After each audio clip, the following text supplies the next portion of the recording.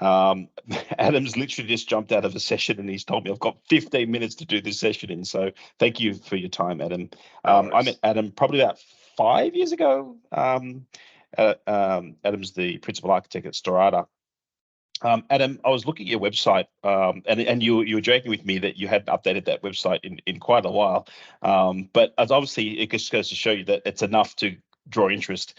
Your services that you talk about is you've obviously got project management, and you do obviously business continuity systems. You do analysis, you do core IT workloads as well. Strategic management and knowledge auditing. I'd love to hear about what knowledge auditing is from you, but I really like the change management component as well. So can you just introduce yourself a bit, because I know you, but I want the rest of the team to also hear about you and how you started. If you could help with that, that'd be fantastic. Thank you. Absolutely. Thanks, Ben. Look, again, yeah, just I have hopped out of another meeting, got another one starting in 13 minutes to be exact, lucky 13. Yeah, we started about 10 years ago, and in the beginning when we started our business, we were, your traditional MSP type operation, trying to be all things to all men, and sending whatever we could to customers, trying to solve their problems where we could. We've evolved a lot since then. I have a background in high-level consultancy when it comes to digital transformation back in the early 2000s, which carried me through to the present day.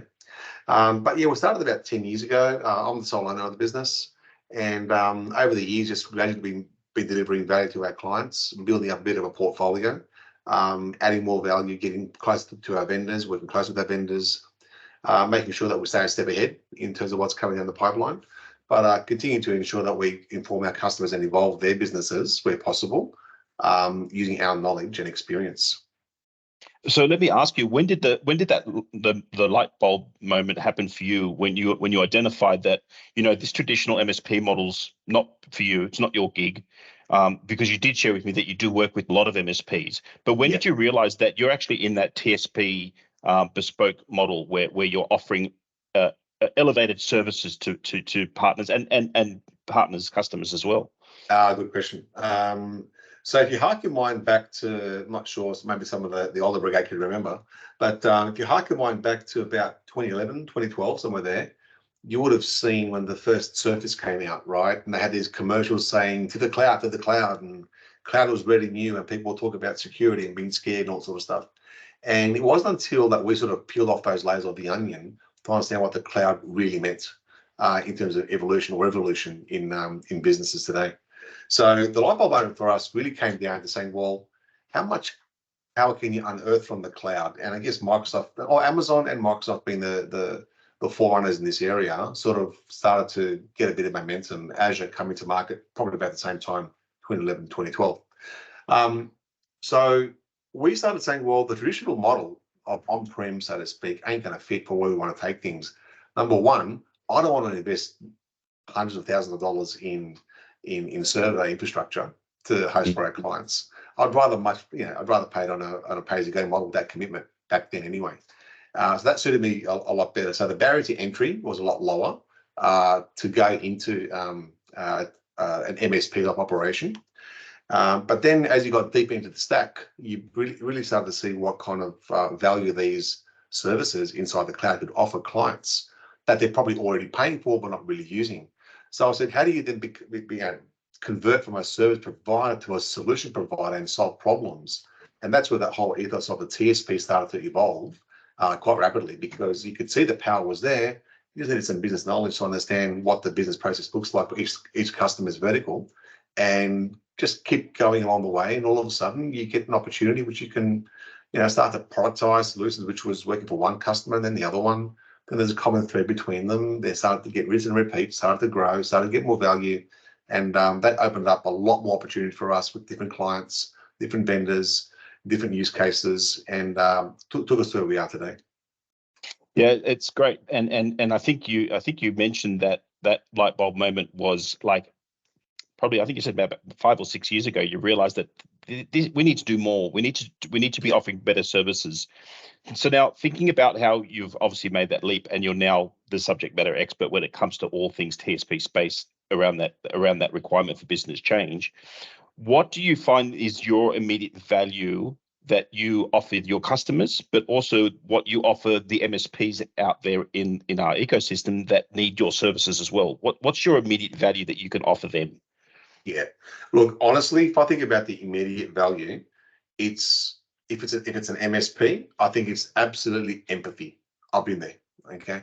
And I like operating in this space. It's lots of value that I can add because when you walk in someone else's shoes for a long time, you get to understand some of their pain points. But equally, I know what it takes to pivot from where you are today into something else for tomorrow. I know there's lots of noise at the moment in the industry around AI, what it's going to do to people's jobs and businesses and whatever, overtaking. And that's fine. That's part of it might be true. It may not be fully true, yet to be seen. But what is true is that the traditional MSP operation, I don't think can sustain itself for much longer. It's becoming increasingly difficult to squeeze margins out of what you do.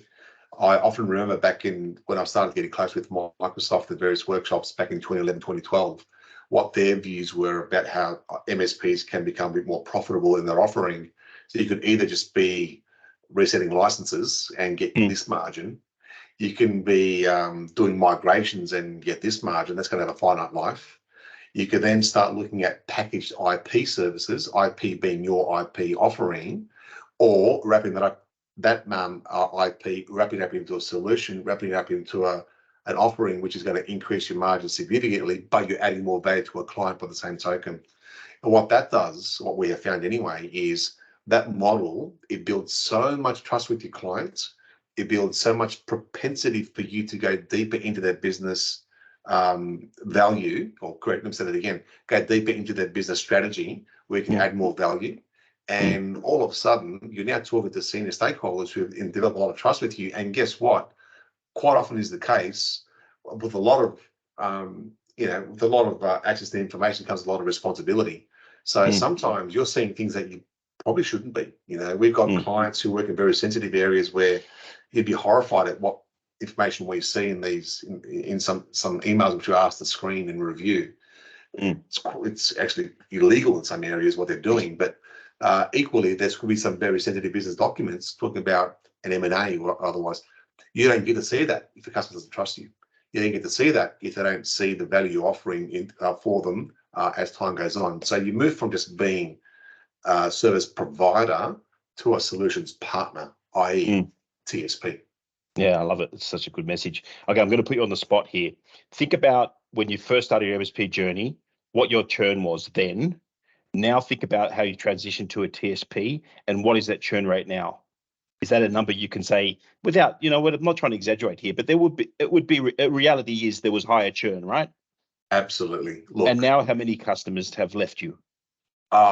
Look, I'll touch wood because I don't want to jinx myself.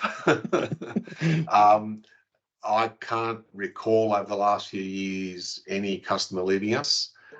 If they have, we may have let go one or two, but that might have been driven from me because it probably didn't fit our business. So I won't say we're selective on customers because that's being very arrogant, but you do want to make sure that you're adding value to a customer and having the right mentality to ensure that you're not just adding zero value, you're adding some value. Otherwise, you become irrelevant. You'll become commoditized eventually.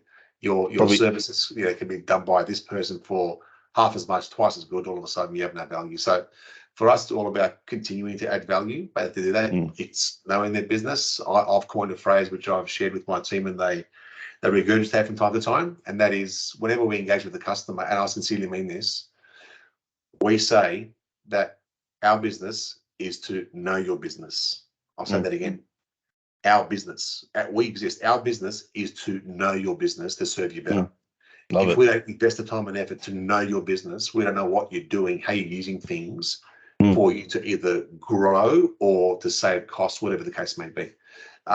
So it's a poignant position to be in because we have to ask ourselves the value that we're adding to our customers.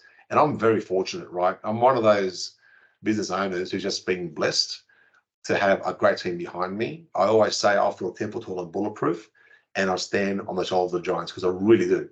The stuff which I'm talking about now is not me. It's the team doing the delivery. It's the customers feeling the benefit. It's all of us feeling the value. So it's something which is quite nice. Yeah, I love it. And I'm looking at the time, and we've got 4 minutes, and I've got about 40 more minutes to ask you. Let's boil it down to this. A couple of things. we discussed that customers, they're all got the same challenges. That was one of the comments that you had mentioned to me, and it struck a note with me. Can you explain a bit more about why you think that all customers have the same challenges? They're just a little bit nuanced in their requirements. Yeah. So people that this could end up in other forums in the public media. It's just on YouTube. Apart from that, nowhere else. So respectfully, so in my consulting career, I've worked across many industries. Okay, I'm talking about I, not we as a team. I have worked in many industries, from manufacturing to agriculture to compliance to construction to financial services, you name it. Okay, and each business operates differently. Okay, once you peel back the layers of the onion and you look at the three pillars of a business and what drives it, being the people, the processes, and technology, honestly, without sounding too simplistic, they are all the same. 80 to 90% of what they do process-wise or solution-wise is all the same. Yeah, it might have different language, different taxonomy, different elements to it, but it's the same. Which therefore means when you start to think as an MSP, start to think about how you can add value. Well, the value is what's consistent across them all. Well, let's look at a few use cases. Every business exists. They're going to have a horizontal process, not a vertical process or a vertical solution, a horizontal process. One of them, we all know it, is an invoice, right? You're going to have to send an invoice out to get paid or pay an invoice. Okay, so it doesn't matter what you're doing, you're transacting in some way, shape, or form. Those invoices are triggered commonly from a contract. So how do you manage a contract lifecycle? Back and forth. Underneath all that, there's a whole bunch of documents going back and forth in the business, and those documents will eventually need to be archived or whatever, managed throughout its lifecycle. So there's three examples there where it's a horizontal process across any business, where if you start to peel back the layers of the onion, you can offer immediate value because it's the same. You can start to package it up in a way which is quite linear. You can get deeper. Look at what happens with some businesses around HR. So HR systems are great. They've evolved over the years, but there are holes. And whenever we look at the holes, they are quite often fulfilled. Now we're talking product, using either the Power Platform or third-party solutions. Well, why don't you be the provider to understand where the gaps are and provide an offering around that so customers don't have to overhaul their whole HR system? Well, some industries, they've got quite strong compliance. We've got to make sure that if an incident is reported, there's got to be a corrective action. There's got to be a follow-up. There's got to be an audit. That's all. That can be across any industry, right? So if you understand that process, you've got to spit and polish it and make it a little differently for different industries, but it's the same. Yep, I love it. Listen, looking at time, last thing I want to ask you is, I'm an MSP. I've been doing MSP for the last 15 years. What should I look at in my business now to start evolving to the TSP space? Is it culling customers? Is it operationally excellence? What do I need to do first? Considering you don't know my business in detail, but you generally know what an MSP goes through. What do I need to do next? Leaving the psychological piece aside for a second, I think you've got to be mentally ready, okay? Because digital transformation, if I put that under one umbrella, digital transformation is a mindset shift as much as it is a tech shift. I understand some SPs love doing what they're doing, keep the lights on, have your server infrastructure ready to go, provide your services through your help desk, add a bit of telephony, which is great. These are all core business requirements. They all need that. But if they want to move up the value chain, I honestly believe they've got to look at the process automation side of things.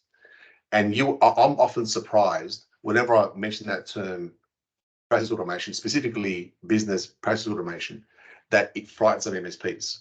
But they know their customers better than we do sometimes. And often when you have a conversation and you start drawing things out, visually, they say, well, guys, we're talking about a process here. Okay, well, that's someone else's problem. They can fix it. Well, why don't you be the problem solution provider? It's the customer better than anyone else. If it's just a case of understanding how we can drive a business process automation workflow, well, let's uncover that. And that might lead to looking at a workflow tool like, Power Automate or whatever the case may be.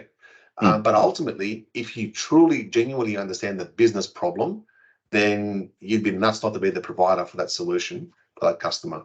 And all you got to do is have a chat, reach out as required, and we can either guide, help, whatever the case may be, to get you where you need to be. Yeah, absolutely love it. Adam, listen, I know you've got to go to another meeting. I'm sure you're going to change the world at that next meeting. Thank you very much for meeting with me. Thanks, good luck in your meeting, and we'll talk again soon. Thanks, man. Nice chatting to you, mate. See ya. Thank you. See ya. Bye-bye. Bye. Bye-bye.